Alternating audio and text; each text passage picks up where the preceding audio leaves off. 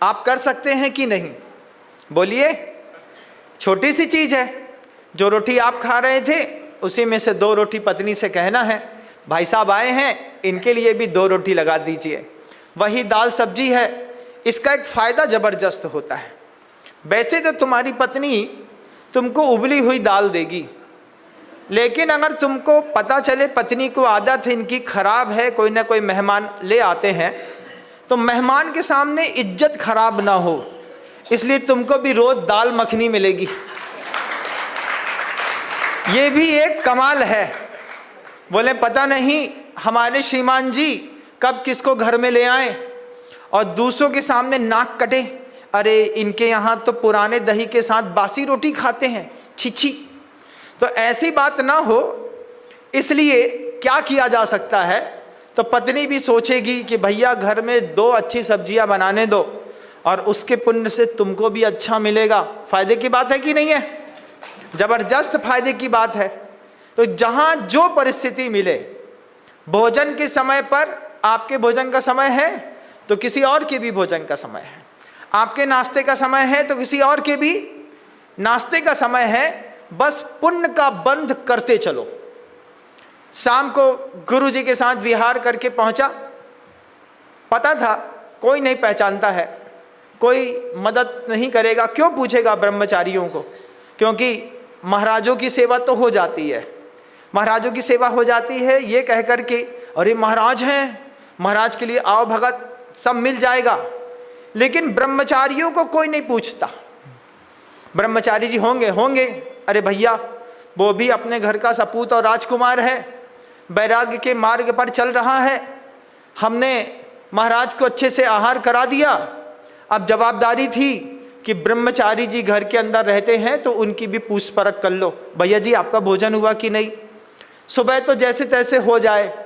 महाराज के जाने के बाद चौके में जो टुकड़े वाली रोटी रहती उसी में से 4 रोटी निकाल के परस दी, खा लिया, मट्ठर पंथी के साथ चले आए। लेकिन गर्मी का विहार हो रहा था, जवानी का समय था, 21 साल की उम्र थी। जठराग्नि अलग तरीके से बात करती थी, जैसे ज्वालामुखी भड़क रहा हो, कितना भी खाओ फिर भूख, फिर भूख, फिर भूख। शाम को पहुंचे और 3-4 ब्रह्मचारियां पता नहीं कहां से आई, गाड़ी से उतरी, लंबा लंबा टिफिन खोला। आचार्य जी अपने प्रतिक्रमण में कर रहे थे, धीरे से इशारा करके बोलती हैं, भैया जी इधर आइए। हमने कहा क्या है? बोले चलो भूख लगी होगी, केले की सब्जी और कुछ पराठे और नमक अचार है, थोड़ा सा खा लो। ऐसा लगा अमृत बरस रहा है, अमृत। प्यास कंठ है, पानी है नहीं, भोजन है नहीं, अनजाने देश में। आप सोचिए उन 3-4 ब्रह्मचारिणी बहनों ने 4 पराठे, थोड़ी सी केला टमाटर की सब्जी, उन्होंने भी कहीं चौंका लगाया होगा, खाया होगा, बस उनके दिमाग में आ गई।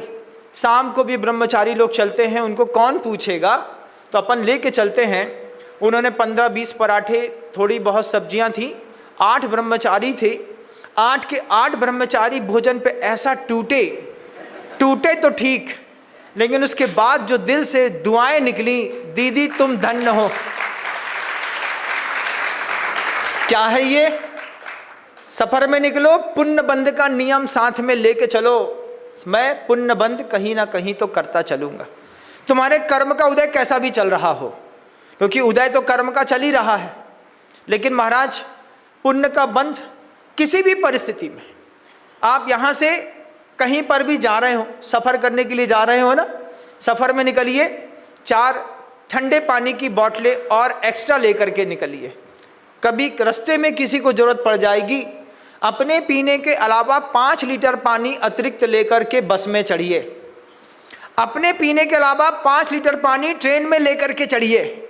क्यों? गर्मी का समय है। महाराज ने कहा है जहां मौका मिले वहीं पे पुण्य बंध करते चलो।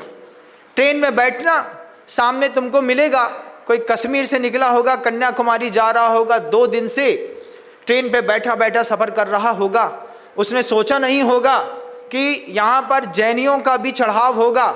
जैनी अगर ट्रेन के अंदर चढ़ा है तो वो अपने जैनत्व की एक ऐसी पहचान दिखाएगा कि अपने साथ थोड़ा सा खाना, घर के 4 पराठे एक्स्ट्रा लेके चलना भाई साहब, कभी भी सफ़र में चलो आप खा लो। आपका जो पड़ोसी है जिसको आप नहीं पहचानते हो उसको भी एक बार बोलो, भैया शुद्ध घी के पराठे हैं, भूखे लग रहे हो, पराठा खा लो। वो प्यार से जैसे ही बोलना, आप आइडेंटिटी देना अपनी, हम जैन हैं, बस इतना बोलना बस है प्यार से। वो चुपचाप आपसे पराठे लेकर के, आपसे पानी लेकर के जब वो खाएगा और जो आपको दुआएं देगा, धन्य है वो जैन समाज, किनके गुरु ने ऐसा सिखाया होगा। कहीं भी चलो पुण्य बंद करते चलो, दुकान में, घर के सामने पुण्य बंद करते चलो। एक छोटा सा प्लास्टिक का ड्रम खाली रख दो, उसमें पानी डाल दो। सुबह शाम गाय बैल भैंस निकलेंगे, कोई जानवर निकलेगा, कोई चिड़िया ऊपर से नीचे उतरेगी, कोई तोता उतरेगी, कोई कबूतर उतरेगा, उसी पानी में छपछपाएगा, पंखों को लहराएगा, पानी पिएगा।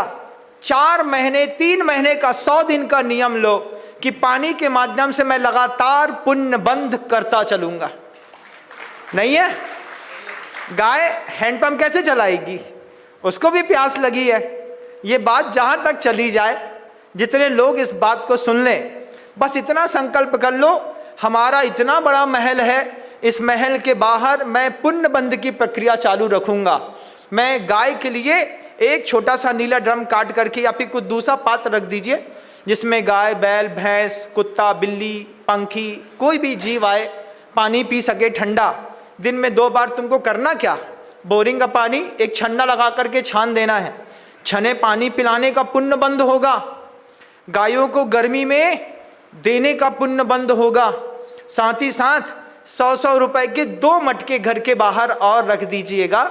अच्छा, उसमें एक लाल कपड़ा बांध दीजिएगा, उसमें ठंडा पानी डाल दो, थोड़ा मन बन जाए तो वहाँ पे 4 नींबू और थोड़ा सा शक्कर रख दो। रास्ते में चलते हुआ कोई भी व्यक्ति प्यासा निकलेगा, आप उसको पानी पी कर के वो तुम्हारे मटके से निकल गया, समझना अपने हिस्से का पुण्य तुम्हारे घर में दे करके चला गया। अगर आपको मेरी वीडियो अच्छी लगती है तो प्लीज़ मेरे चैनल को लाइक करें, शेयर करें और सब्सक्राइब करें। Thank you.